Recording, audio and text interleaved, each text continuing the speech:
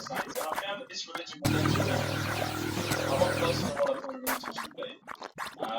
These guys don't drink. They have dress codes. They obviously have to be quite modest. They don't drink caffeine, so Coke down. So anyone here likes Coke, forget it. Don't be a Mormon. Can't drink it.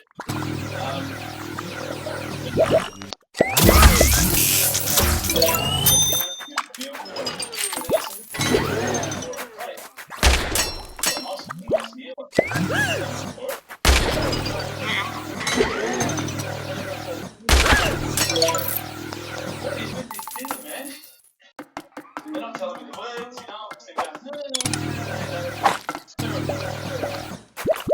And I thought I had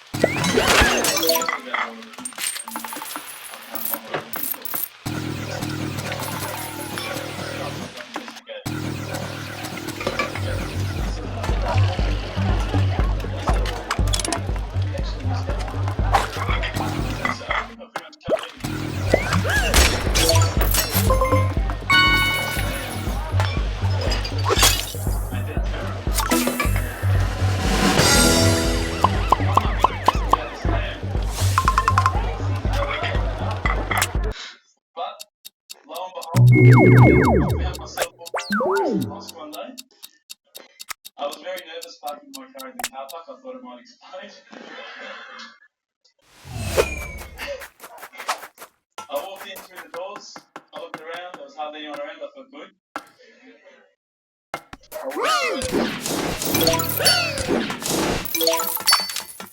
I walked straight past another train. As he went into Central, and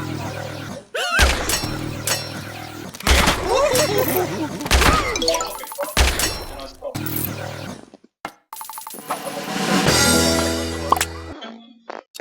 As the brother who somehow, and I thought, this is it. I'm about to die. I've seen this guy before. I've seen him on the news. I can't believe I come here looking for answers and I'm going to die. This is not fair. But, alhamdulillah, the first words to come out of Papa Hamza's mouth were, how you going, mate? Now, he looked like he just walked out of the Sahara Desert, right? He had a beard down to here, he had the pretty dress, but I thought, I wasn't going to tell him to look good. All he needed was a can of BB and hey, come mate, one of the boys. There was a couple of brothers that were always quite regular there to play in between my lectures when I and we used to sit down and we talk about the different sort of questions that I had in Islam. They were very hospitable, very interested. Now, no other religious sect that does it for me, so I was quite impressed. And I think that's what knowledge. And then I think this level of hospitality, I should say. I'm not sure I don't want to be as an Australian, I'm just someone who can do this, they know, yeah, okay. These guys, we're going to take that. Would you like to come to zero? No. Are you sure? No. I'll go get one. No, I'm getting one. So, look, I'm going to get you one, right? No, I can get you one.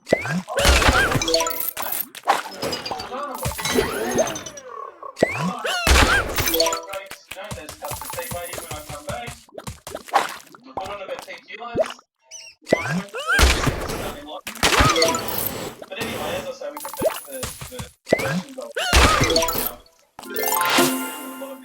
church. Was it when often just say your answer is this? I'd say I don't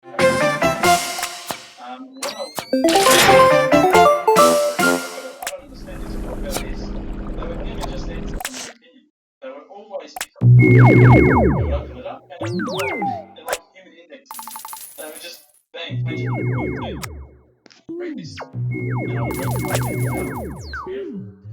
I would say, look, you know, where's all this part about killing people and blowing up cars? And I don't see that. Is it something that I haven't read it yet? You know, I can't find it. You know, I haven't quite got enough of that opinion. I said, no, I'll talk to you about what we know and tell you what the media says. Now, my obvious first impressions when I walked into these documentaries, and I found out very nice people. I mean, these are guys that take it easy to know.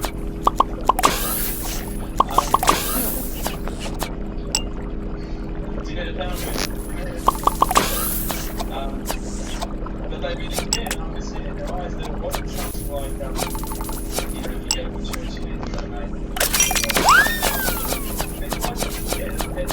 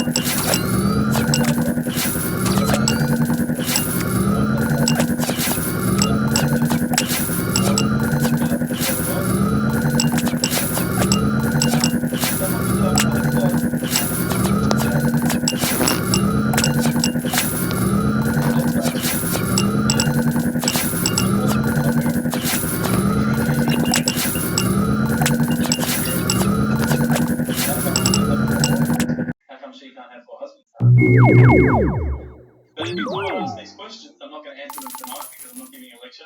You'll start laughing at me even more. They would still give me reasons, and as an Australian, I would struggle a little bit with some of the reasons. But the more and more I thought about Islam working as a community, I realised that all these things really fit well together. It's very difficult from an outside point of view to think, okay, the scarf, or okay, the beard, or okay, the kebab, okay, the arabia, whatever. But once you start actually looking inside the religion working as a whole unit, as in implementing every step of the way, it starts to make sense. And it started to make sense. But again, I didn't want to just make a leap of faith because I wasn't looking just to say, hey, that's my religion. These guys have got panel leaders, and these are the guys for me, right? I wanted to actually find something that for me really made sense. One night, I was sitting at home. Now, I apologise to some people who may have heard this story, or seen this story. I was sitting at home and I thought to myself, I want to be, you know, one with myself again. I want to get closer to Allah. So I lit a candle. I opened the window, had the blinds drawn. It was a nice night, a bit warm, you know. Thought this is about as spiritual as it gets, you know, candle. The Quran. I'm sitting there reading. And I stopped and I thought to myself, look, this is the time. This is my night. Tonight, Allah and me, we're going to have a conversation. We're going to bond. All I need from you, Allah, is just a sign. Just a little sign. Look, nothing too major, just maybe a bolt of lightning. Bolt of lightning for you, man. Someone you created the earth. This is just a bolt of lightning. It'd be easy. So I sat there and I went, okay, go. And I swear to you, nothing happened. Absolutely nothing. I was really disappointed. said, Allah, this is your chance. I'm here, I'm asking you, where's my sign? Come on. I'll give you that chance. Maybe you were busy, it's night time here, it's busy out outside the world. I'll give you another chance. Please, don't worry about it. Maybe I can just get a bit of a creak in the floor. Maybe I can get a tar backfire. Something that I'll know it's for me, but no one else will know. Just between you and me. Again, I said, go. I'm waiting. I waited. I think I waited about a minute. That felt like a long time this time. And nothing happened. Absolutely nothing happened. And I was really disappointed. I thought, I'm like on this cliff. I'm on the edge of the cliff. I'm about to jump into this land, and I just haven't been pushed. I haven't taken that little leap. So I thought, look, I'll keep reading Quran, and I'll talk to the brothers. I'll say that I spoke to Allah, and He didn't answer me. Didn't even get an answer me. So I turned the Quran. I turned to the next page where I finished off. The very next verse that I read. For those of you who ask for signs, have we not shown you enough already? Look around you at the skies, the stars, land, the oceans. These are the signs for the people of knowledge. SubhanAllah. Straight away, my whole world changed. I was staring at the Quran. I was just in shock. I couldn't believe that I'd been so arrogant to ask for my own specific sign when the signs have been around me all the time. There's a creator because there's a creation. Wear the red dress. Wear the wings. Be a good girl. So I closed the Quran. I had the best night's sleep, I gotta tell you. I went straight to the mosque the next day. Alhamdulillah, Abu Hamza was there again. I said, Abu Hamza, this is what's happened to you. He said, that's it, you become Muslim today. There's no mucking around with Abu Hamza. I said, but wait a second, I just had a zinger burger on the way here. I got to brush my teeth or something. I heard we can't eat ham, what's going on? You don't worry about all that. Yalla. So, but when I walked into the mosque, the people just started pouring in. And I went, SubhanAllah, look at this religion. I've been to churches where there's, 20 people, 30 people, 50 people. There was about 1,000 people that night. And I thought, this is amazing. This religion is the religion of choice. And then I found out it was the first night of Ramadan.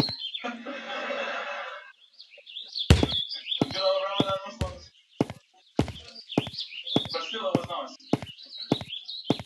So anyway, Abu Hamza took me aside. He said, look, you're going to have to say a few words. I said, what do you mean I've got to say a few words? I thought I just had to sign something, and then you go and talk on my tongue or something, that's it. So now you've got to make shahada, we need witnesses. You've got to say these words. I said, can't you just make me do it in English? Have you seen the guys out there, man? They've all got beards down here, they're massive. I get these words wrong, I'm a dead man again, He goes, no, you have to say them. And trust me, bro. Trust me. And I did. And alhamdulillah, I stood up in front of all the brothers, and to be honest with you, I was looking across this sea of beards. I was mesmerized. I started to say the words, and all the fear went out of my body and out of my heart. Ashhadu an la ilaha illallah wa ashhadu anna Muhammadan Rasulullah. And I felt like a shower had been turned on and my whole body had been flushed clean. And trust me, I needed to be flushed clean. I was standing up there. All the brothers started yelling out, Takbir, Allahu Akbar. I thought I'd done something wrong. So I stood back a bit, and they started coming towards me, and I thought, oh no. I'm pretty sure I said what he said. And they started hugging me and kissing me. Now, I had never been hugged by that many men in my life.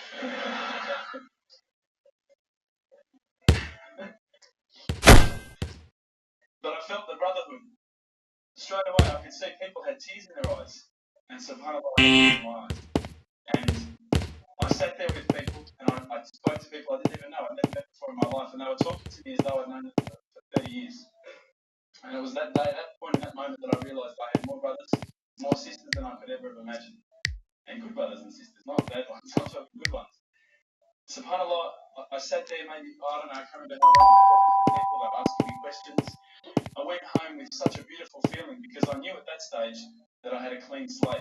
It was my chance now to start again, to forget about the drink, to forget about marijuana, dope, whatever. You know, anything else I've done in the past to start doing good things. I wouldn't say I always have done good things.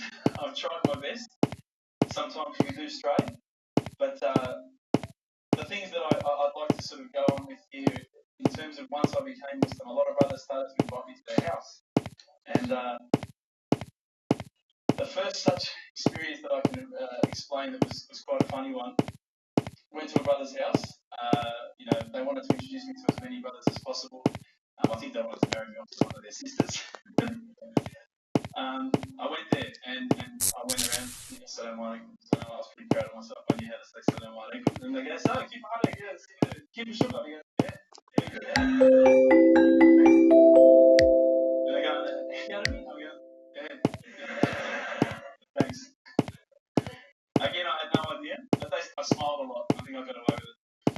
So I'm sitting there and they started talking amongst themselves, you know, in the lounge room. They call it a salon, right? Because you've got the Franco Cozzo chairs everywhere. And I'm sitting down, again, no offense. I'm sitting down and they started raising their voices to each other. What's going on here? They started screaming at each other. I thought, oh my God, I'm going to be on the news. So I thought, it's up to me. I'm going to break this up. So I got up and I said, everyone calm down.